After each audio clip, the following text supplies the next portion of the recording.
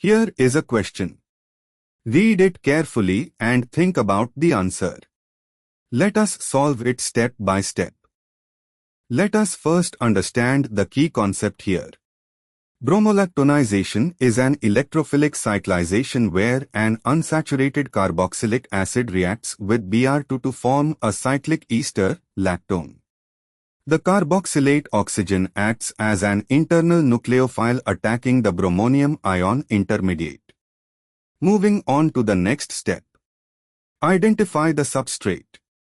The starting material is pent 4-enoic acid, CH2 is equal to CH, CH2, CH2, It has a terminal alkene at C4, C5 and a carboxylic acid at C1.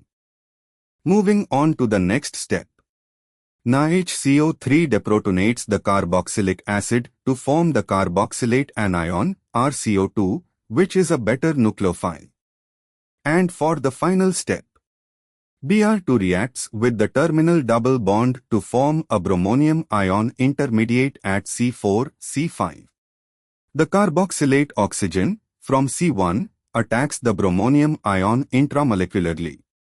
For a 5-membered lactone, gamma-lactone, the oxygen attacks C4, the internal carbon of the bromonium, which is more electrophilic due to Markovnikov-like selectivity and ring size preference. This gives a 5-membered ring, OC, is equal to O, CH2, CH2, CH, ring O, CH2Br, i.e., the oxygen bridges C1 carbonyl to C4 and Br ends up on C5, terminal carbon, as CH2Br. The product is a gamma-butyrolactone with a CH2Br group at the carbon adjacent to the ring oxygen. This corresponds to a 5-membered ring lactone with a bromomethyl, CH2Br, substituent, which is option B. Why other options fail? A. Shows an OH group instead of Br. This would require water as nucleophile, not bromolactonization.